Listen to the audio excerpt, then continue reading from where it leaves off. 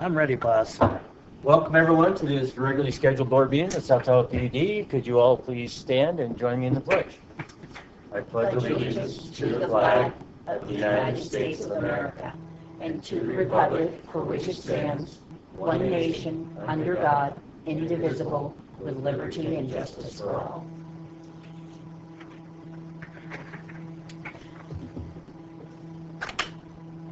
Okay, do we have any comments from the audience on non-agenda items? Seeing that, do we have any corrections to the agenda or consent calendar? I'll move adoption of the consent calendar. I'll second that.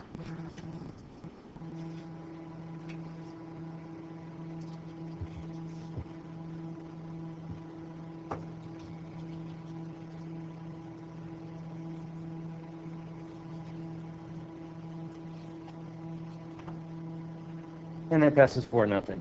Thanks.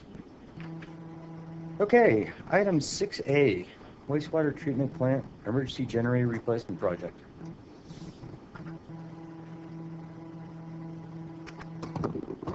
Good afternoon. Can you wait to 2:05? Can I do 6B then? Oh, hang on a second. No, we're not there. Talk amongst yourselves. Why don't you, Can we do 6B? yeah, let's do B. We'll do that. All right. Okay.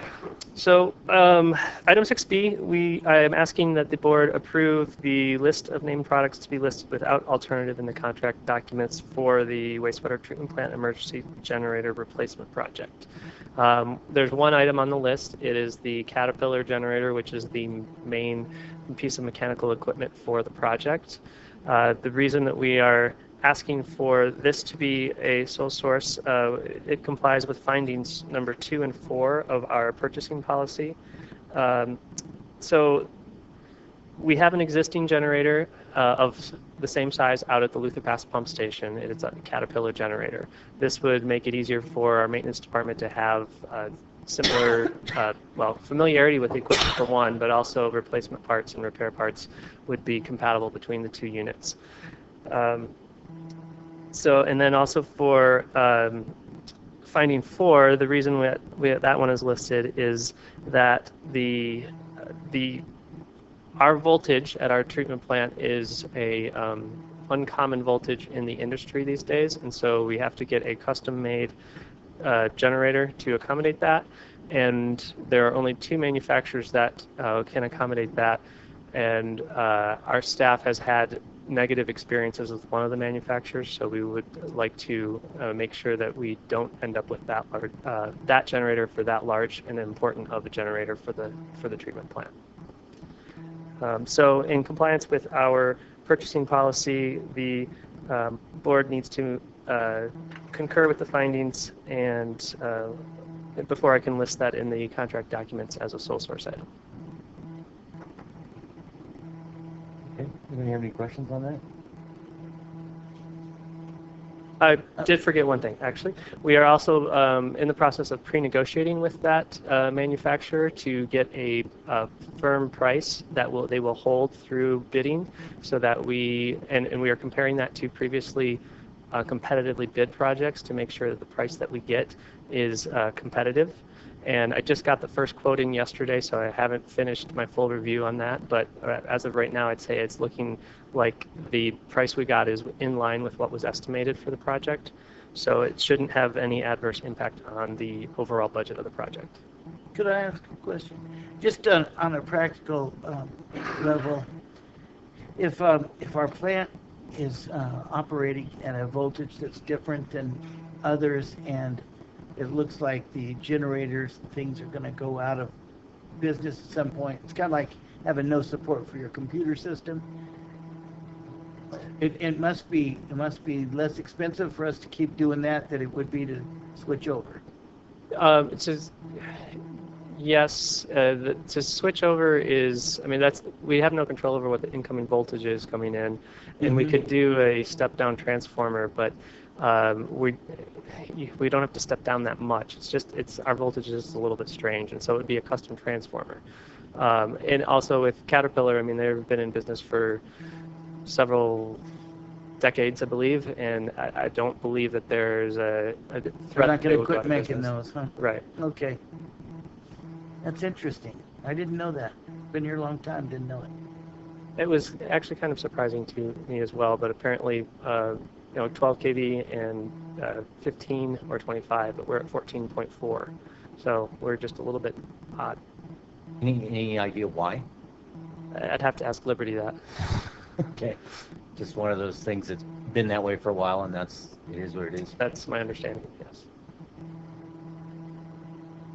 Well, that was part of the Luther Pass pump station deal. We had to get new transformers because they were on voltage. And I think Dwayne's point was good. We don't want to get ourselves in a similar situation in the future. And that, my understanding on that one was we went from, we had a 240 volt or 2400 volt system inside our pump station and went to a 4160, which is more common.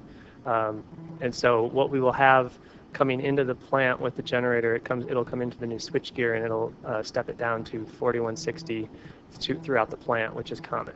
So it's just this one spot where it's uncommon. Okay. Anything else, you guys? How about a motion? I'll move that we approve the list of named projects to be listed without alternative in the contract documents for the wastewater treatment plant emergency generator replacement project. Second that then.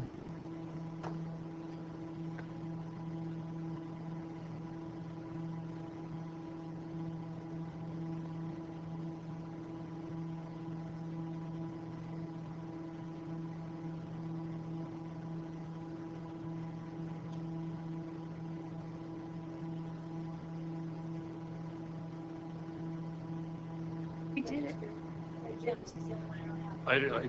All I'm seeing is the agenda here. No. Yes.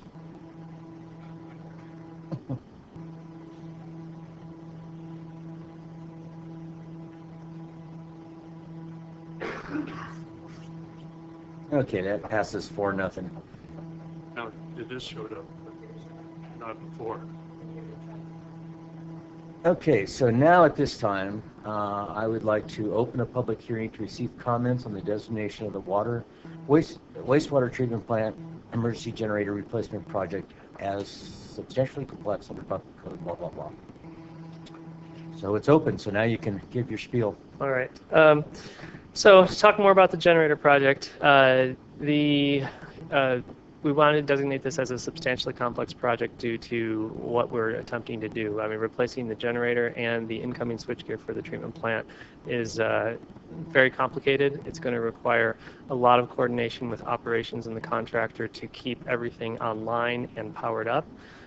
We will have to transfer all of the power to new systems, so we'll have to make sure we can test all those before we make those transfers, because once we make those transfers, we don't really have many options to go back. So we need to make sure that the backup power and the main power are both working and safely at that, to make sure that this project goes off without a hitch.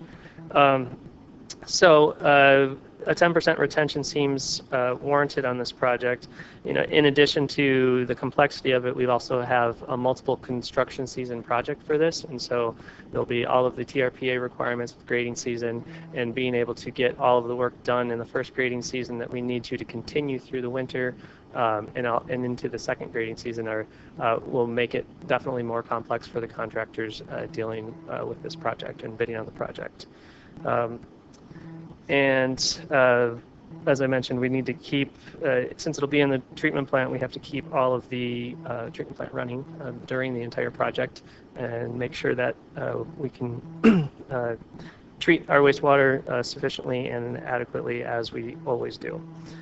One of the other criteria was if there are 2 or more different trades or subcontractors that are anticipated to be involved in the construction, and this being a heavily electrical project and also with some programming, there's definitely going to be multiple trades and subcontractors involved with the project. And so with that, I am requesting that the board find the project to be substantially complex under Public Contract Code Section 7201, and it requires a 10% retention limit, and then also to authorize staff to advertise for construction bids. The current plan is to advertise, start the advertisement at the end of the month and have bidding, the bid period close in mid-December so that we can award this contract in January and have the long lead items all submitted and ready to go come grading season in May.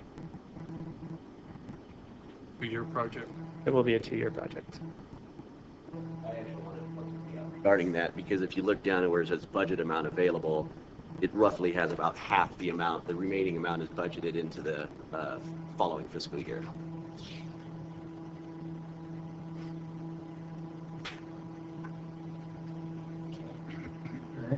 Well, we've see a lot of questions going here. We've talked about this quite a bit, so I think that's why the board's pretty satisfied with your presentation there. Thank you. Well, I would move that as a board that we regard the project as substantially complex under the Public Contract Code Section 7201. And second, pursuant to the facts above, we find the project is substantially complex and requires a 10% retention limit. And third, we're going to authorize staff to advertise for construction bids. I'll second that.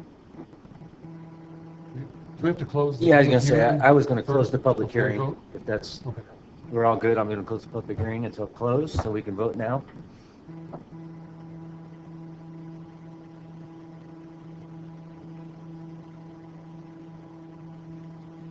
Not getting anything. Well, all it shows is the agenda. Yes. He's waffling. I think they're trying to tell you something. Thank you. Thanks, Stephen. Okay, meters, phases 3. By the way, it's 4-0, passed. Well, this is a brand new topic that we haven't discussed much. But at the last board meeting, you'll recall I told you the district did finally receive the approved contract for phase 3 through 5 meter installations in the form of an installment sale agreement. Resolution 3068-17 approves the installment agreement. The actual loan is in the amount of $14,010,534, and it does include the $4 million in principal forgiveness, and it's payable over 30 years at 1.8% interest. So the staff recommendation is for the board to approve Resolution 3068-17, the installment sale agreement resolution of the Board of Directors of the South Tahoe Public Utility District for the water meter installation phases 3 through 5 project. Yeah, I think after all the hassle it was to get that, I can't imagine anybody voting against this, but we'll see. And by the way, congratulations to all who participated in trying to get this loan approved. I mean, literally, it's been years, and so it's a big kudo for the district. Really is. And for the ratepayers. It's a testament to our organization that we don't give up on things that we feel strongly about. Good job. Well, let's see. We can do that with a so moved, can't we? Because I believe Paul read that. What is? Well, Jim's busy. So moved. I will second that.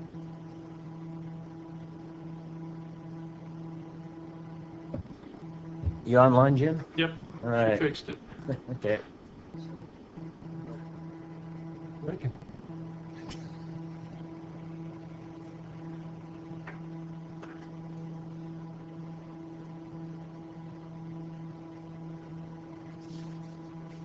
And that passes 4-0. Okay, you guys remember at the last meeting we talked about who's going to be the representative of the El Dorado County Water Agency Board of Directors, purveyor representative, I guess it is. Kelly, you still online with that? Okay, Jim, you still good for the alternate? Yeah, yes. Thank you. Appreciate that. Thank you. So we need to do this formally, and that's what this item is about. Right, Melanie? We're all good? So if we're all satisfied on that, we can have a motion.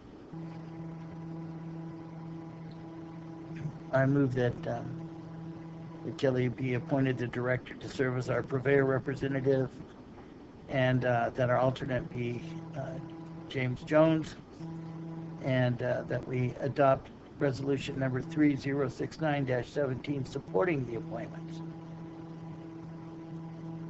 I'll second that.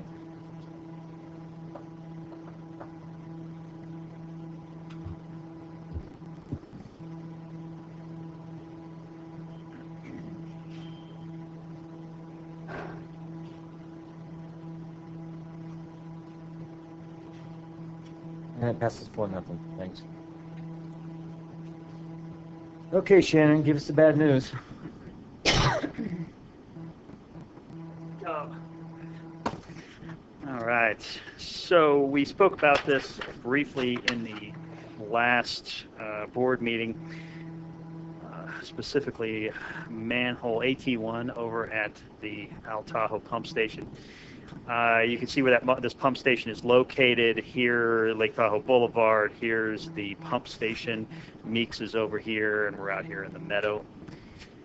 There's a close-up that this manhole receives flow from this direction from the Tahoe Keys pump station, and from this direction from gravity feed from the collection system, and then drops down into the actual pump station. These are submersible pumps in this wet well here. And this manhole was inspected as part of the Big 5 pump station condition assessments, and that's what they saw when they popped the manhole. And so what you're seeing here is a 60-inch manhole, and this yellow is the coating that was installed in this manhole previously. And you can see that down here at the bottom of the manhole, you've got quite a bit of, there appears to be failure of that coating, and which gave us great concerns that if there's failure of that coating, we'll probably have some corrosion of that concrete as well. And on September 27th, they did a confined space entry of that manhole. And this is an example of some of the concrete that they saw down here. So you can see that the coating has failed there. There's speculation that the coating, because this is in groundwater, that possibly the water vapor from groundwater actually pushed that coating off from the outside and allowed the hydrogen sulfide gas to then start corroding the concrete and continuing to corrode the concrete underneath. And so here's some more pictures of it. You can see what's going on there. It's falling off the coating and then degrading the concrete underneath. One of the things they did, while they were down there, they were basically took a screwdriver to try and see what kind of competency that concrete has in there. And Steve was doing that. You were able to get maybe 3 inches, 3 or 4 inches, taking a screwdriver and pressing it into that concrete without a whole lot of force, which of course is telling us that concrete is failing. What they did not see, fortunately, is a lot of groundwater penetration into the manhole, so we don't have a Tahoe Keys type situation at this point, but it's trending in that direction. And so let's see, I've got it's just another picture of the failure there.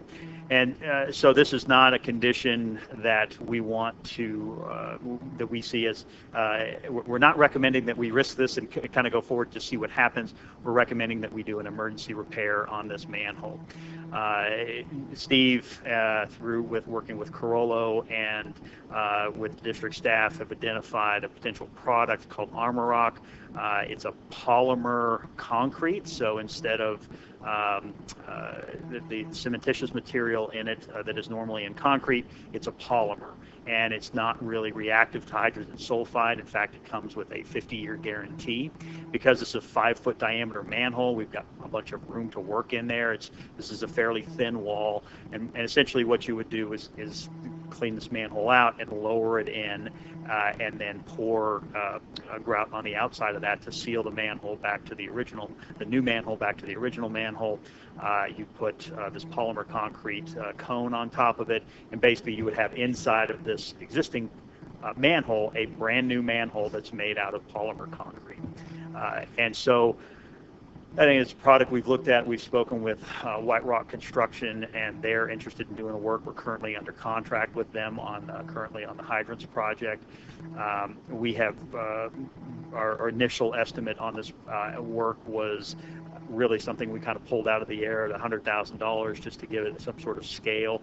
We actually believe that that's going to be considerably less than that $100,000. So I don't want to give you real hard numbers of what the estimates I've been hearing. I'm really optimistic to the numbers I've been hearing, but there are, I think there's a lot of factors we've got to consider before we come up with some final estimates on that. Our intent at this point would be to work with White Rock Construction, do an emergency contract, do a time and materials installation of this liner material into that manhole. Because this is actually something we could do with staff, and we're certainly going to observe it for future installations. However, we've got staff out at Fallen Leaf doing the installation of the force main between vacuum valve number 3 and the main station, and so there's quite a bit of other work that has been going on that has pulled those staff off. We think their time is better spent there, and that contracting this work out with White Rock is probably the right approach at this point. Given that we are still figuring to utilize our own staff to do the bypass pumping. The bypass pumping, we will rent some pumps to do that. I think when we did the installation or did the penetration previously, there was a lot of concern about being able to keep up with the flow from Tahoe Keys, and I believe we had rented a 6-inch pump for that, and they're recommending that we go up, I think staff were recommending that we go up to a 10-inch so that we make sure that we can keep up with the flow during more than likely the 2 days of operation to make this installation. But yeah, we will use our own staff. We're still going to coordinate with White Rock. We may want to use our own equipment. We may use our crane and an operator to do the installation, depending on what they want to do and what White Rock sees as the best approach from their construction perspective. So unless there are questions. Are you talking about this fall to be doing it? We're talking about in the next 2 weeks. Next 2 weeks? Yes. Depending on availability of the product and White Rock's availability, they're wrapping up the meters project and have indicated that they could jump on this pretty quick. And the manufacturers indicated that they can get us the product pretty quickly. So I've heard potentially the 15th of this month or 16th we could be going in there. And you're going to go full height with the product, or are you going to? All the way to the top. Okay. So that you're basically in a hydrogen sulfide resistant manhole from top to bottom. PV the lines coming into that manhole? They were able to partially PV the lines. They had some struggles because of the slope, and what we've been able to see, and from looking into at it from inside of the manhole, the pipes appear to be in fine condition. So they haven't seen that corrosion like the manhole has seen the corrosion, likely because they're intermittently filled with water, so it's not having the opportunity to corrode. Times when it's gravity flow, so it wouldn't be full. But it's adjacent to the pump station. So the pump station, if the pump station wet well is high, it's backing water up potentially into this manhole periodically. And the pipes you're talking about in the manhole are vintage, about 1997. Give you an idea of how long it took to.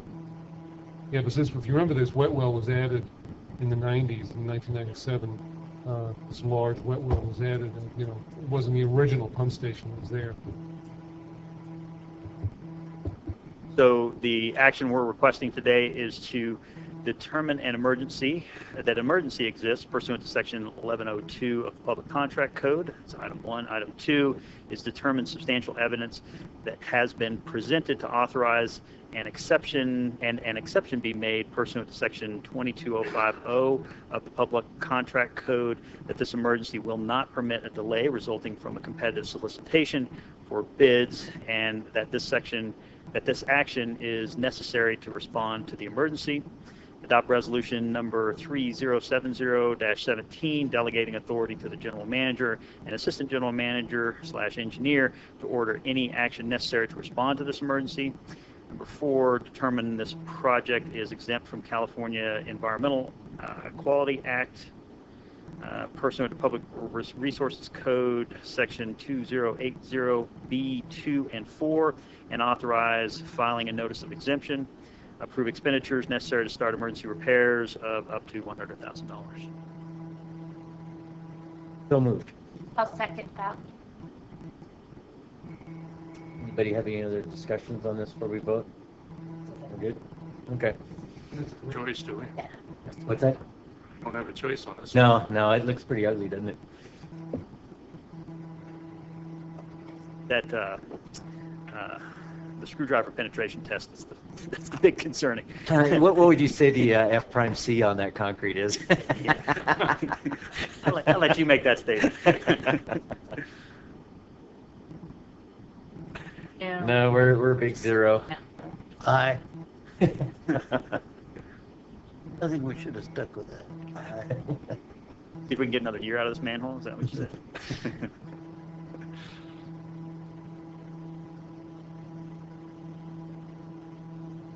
No. Okay, I was gonna say, can we pull down Shannon's thing? That might be hiding it. There we go. There it is.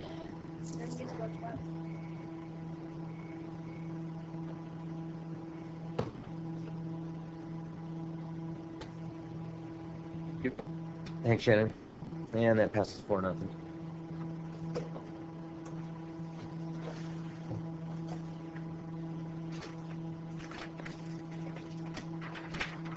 Yeah. Okay, it's back up again, all right.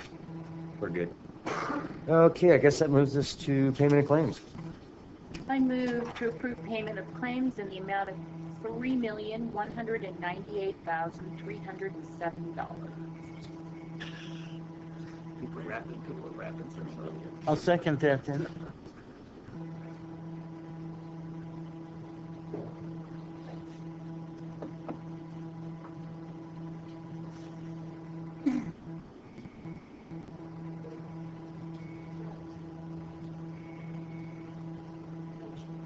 There we go.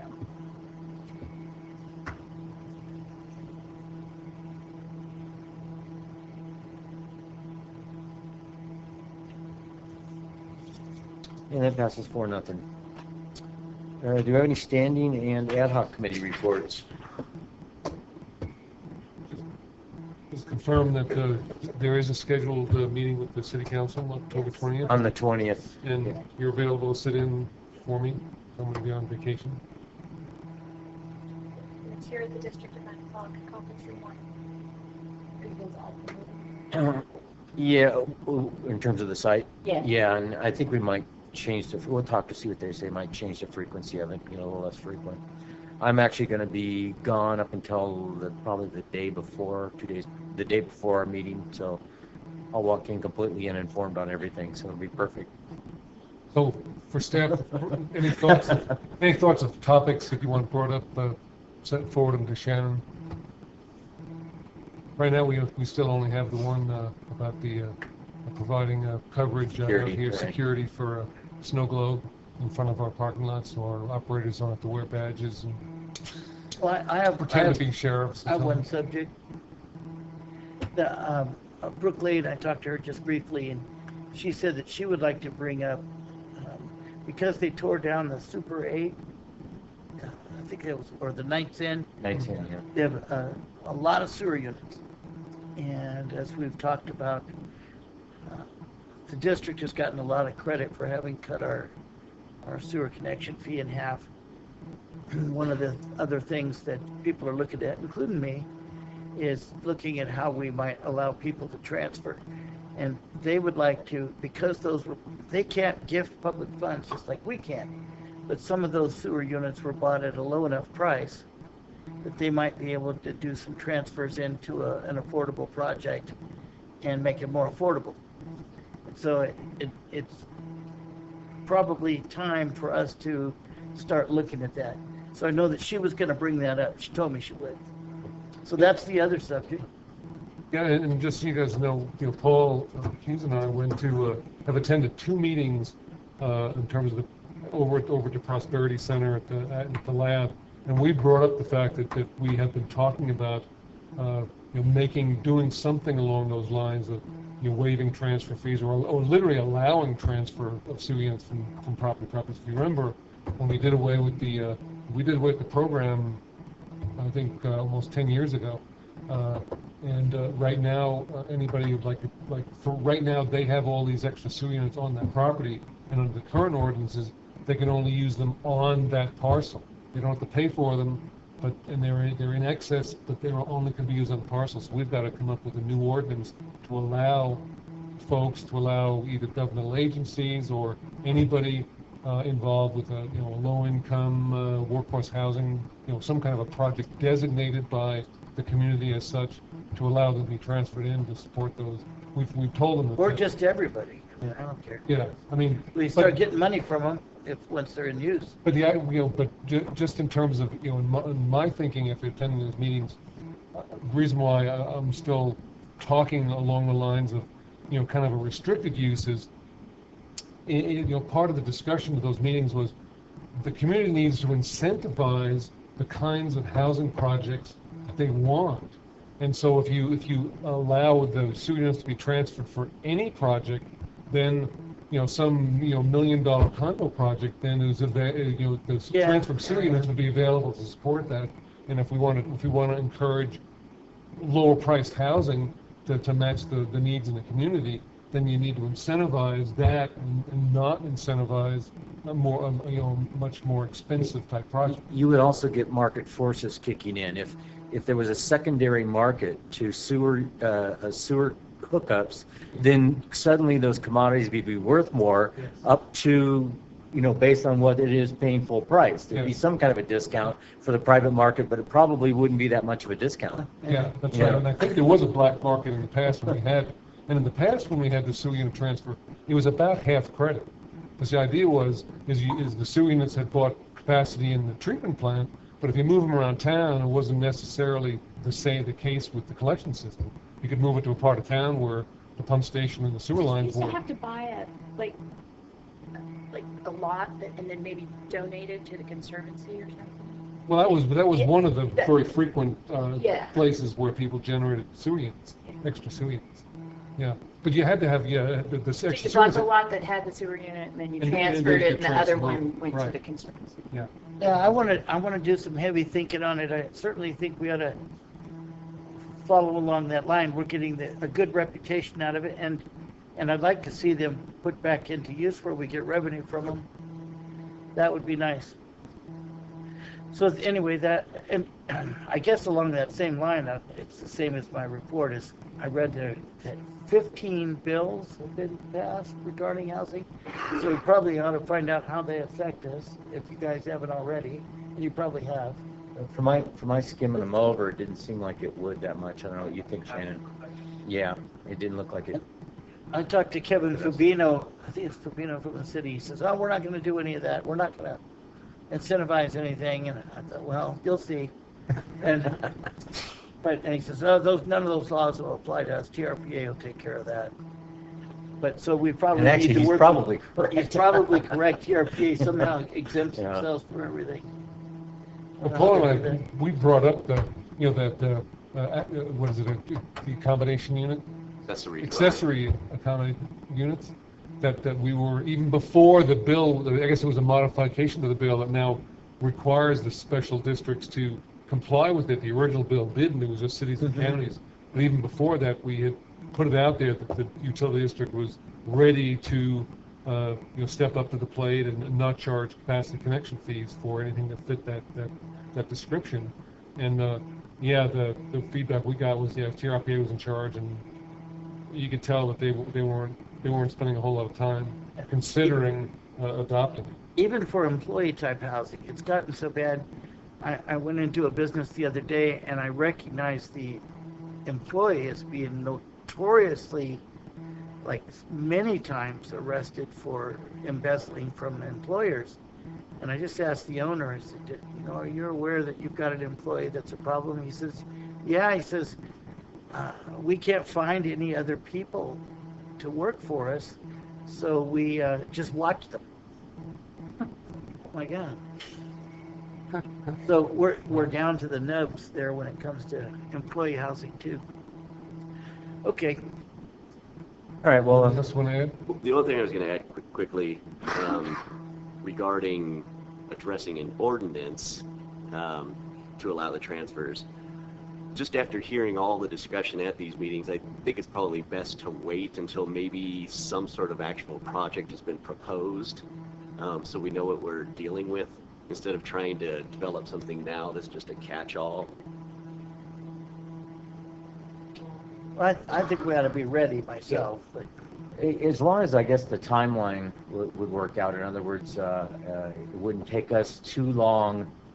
In other words, our changing our ordinance wouldn't delay whatever was going to happen. Yeah, and even if we thought it did, the board could grant an exception to the administrative code on an individual basis, couldn't they? I think so.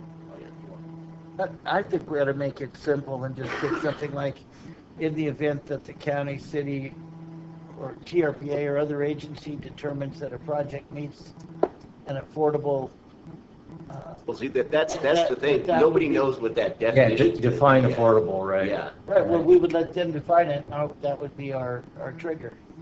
So I just don't want to put things in the way of people. Yeah, making things easy. I think we'd have to look hard at it. The devil's in the details, like they always say. So. Yeah. Well, maybe one of the things we could do is start talking about, almost like in bullet point fashion, is what we envision, this ordinance to say in terms of, is it going to be transfer with no cost, transfer with just a modest administrative fee to cover our labor?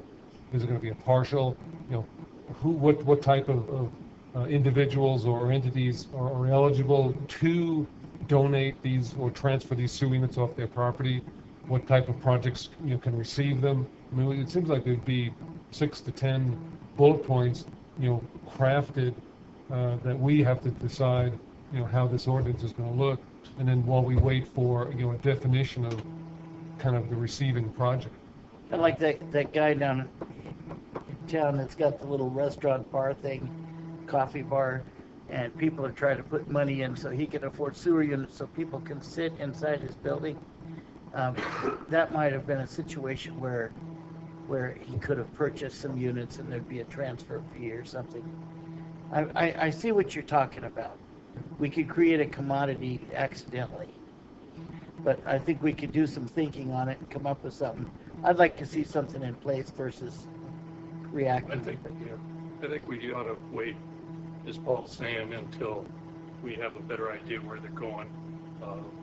This board approved a reduction in the connection fees a couple of years ago, and I haven't seen any low-income housing. The only people that have benefited from that are the spec builders. We started excitement about the discussion. And But then it cost us a lot of money, $400,000 a year in fees that we're not going to get. we'll get them when they build a project that wasn't going to get built when the price was too high. Tim, did you have something to add?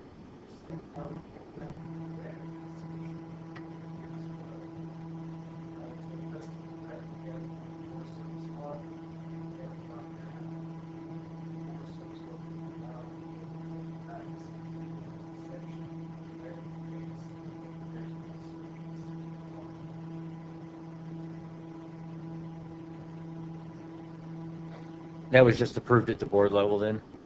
Okay.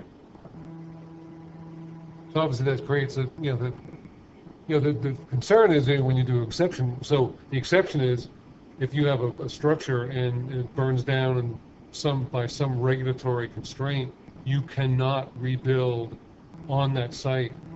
The district has now allowed you to transfer those sewer units to another site in town for your project. That's a pretty narrow. Yeah, I don't see that. Kind of Yeah, situation. opening floodgates, right? Yeah. Yeah. And we already have in the past, right? And my point, Jim, is there's units sitting out there that we're not getting monthly charges for. And if we make an ordinance that's carefully crafted, put it into place and people start transferring in units, we're just going to start getting monthly fees. Or quarterly, excuse me. All right.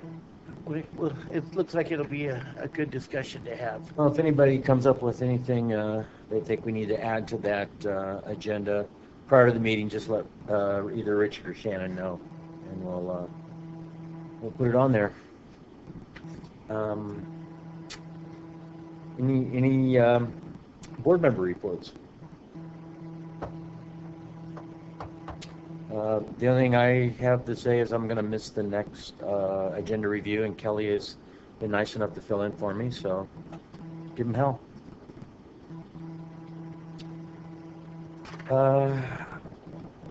Okay.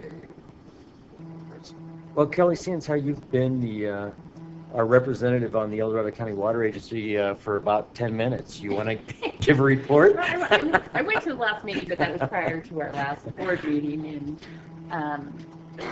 there's a meeting next week. Okay. I haven't seen the agenda yet. No, usually we get the agenda Yeah. Friday. You know, I did want to know, because that comes to my personal email. Oh, does it? Because, yeah, should that be going to my district, which I should let them know from them. I think it comes directly, from them, so I'll shoot them in. Okay. Richard, before you get started, I think Dwayne has something on a board member report. Just one thing, the TTD is having a meeting tonight, I think at 5:30, down at, what's it called, the Lake Tahoe Resort Hotel, regarding their environmental EIR. And I did see a letter, sort of a commitment letter that had things in it that Richard sent to me that showed that, Shannon found it on their website. yeah, that shows a commitment, a stated commitment to paying utilities for relocation. I'd rather have that in writing to us still. But I also saw that it says there'll be a small local match to the project, and I'm really curious what that small local match would be. Generally, with federal funds, I've never seen lower than 5%, and usually 20. Right. I mean, usually it's 80-20. I think we see that a lot, but it's entirely source of funds and where else are they getting that money from? Yes, it's a great question. What do they mean by small, and where that matches? Whose pocket is that match coming from? Right. So did you also get a copy of our comments on the EIR document? I don't think I did yet. Okay. Yeah, the Okay. cover letter was signed by John. Oh, and there's an okay. attachment with some very specific points that we talk about that's in the environmental document. Obviously, they're in the process of preparing the final EIR, which is supposed to address every single one of the comments that they've received. I think we've talked about this before. And we also have opportunities to meet with the staff, TDD staff, and our staff, talk about some design concepts to maybe avoid some of the conflicts, some of the basis for the $3 million estimate we put together for Alternative 1B on the impacts to water and sewer. So we have a lot of chances, a lot of opportunities to continue the dialogue and to see in that final document, what they say about specifically about our comments. So, we are being vigilant in terms of making sure that they commit to the general support or the general position of not charging the local public utility for relocating water and sewer facilities, particularly since it's as we've talked about, if the underlying transportation agency relocates their right-of-way and we're there on an encroachment permit, the utilities, by the rules and the priorities in the state of California, are obligated to pay for relocation. If we're there on an easement, then it's a different story. But in a lot of cases, these are just in an encroachment permit in a city, county, or state right-of-way. Yeah, So that's why we need their commitment. Otherwise, we're going to get stuck for paying. Yeah, and it's money that we could use elsewhere, and it's open checkbook when it's out of our control, and those two things don't sit well. Okay. Yeah, I'm real curious what the local match is and where that would come from. So I'm going to try to make it down there tonight. Either I or my wife will. What are they regarding? I don't know what they're regarding the local match is. That may be a good question to ask. We, Nevada developers who are own the property on the other end should be matching that money. I don't know. I mean, I think that would qualify as local match money. So I don't know what those other sources. What would qualify? I'm thinking if there were I'm thinking about the developers on the Nevada side, or developers of the right-of-way, the proposed right-of-way property. Those folks made contributions that could be matched. I don't know what the sources of match, what they're proposing. I have no idea what they're envisioning. And the project's in Nevada. What's that? And the project is in Nevada. Yeah, it goes all the way around. You're going to use the existing? Yeah, but I believe parts of the work are continue to make improvements to the rest of the road. Most of it's in California. Yeah. I mean, the bulk of the work is in California.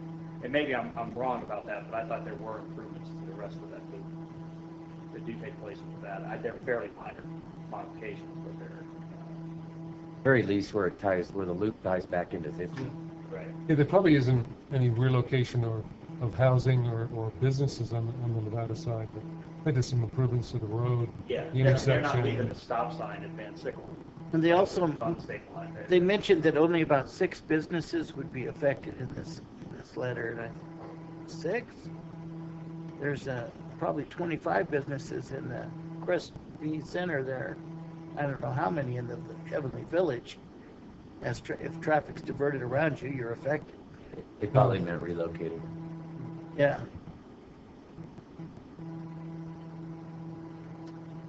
Okay.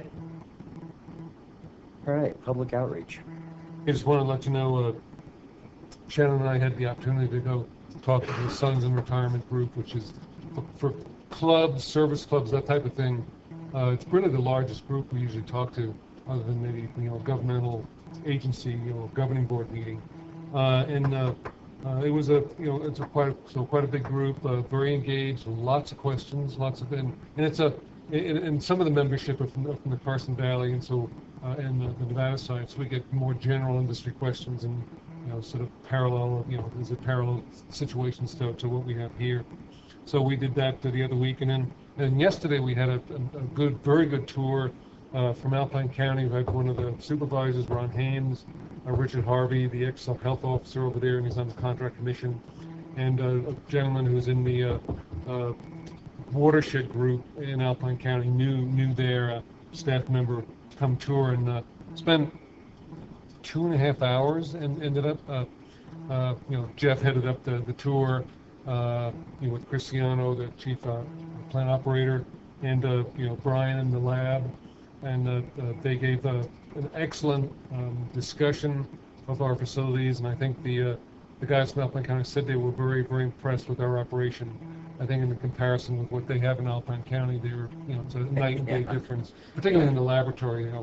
Very good presentation, all the modern equipment, certifications, both water and wastewater. So hopefully that will help divert some of the ongoing comments from newcomers come to Alpine County, and their attitude is that we're dumping our wastewater over there and we should pay them more, and there's impacts. But I think some of the concerns of the what we're actually shipping over there, I'm sure was greatly alleviated by them really taking a detailed tour of the plant and seeing basically how clean and how well run the thing is and how knowledgeable our staff is. So thanks for our staff for doing that. So that's all I have on that. I think we have a couple of real brief staff updates on some ongoing projects.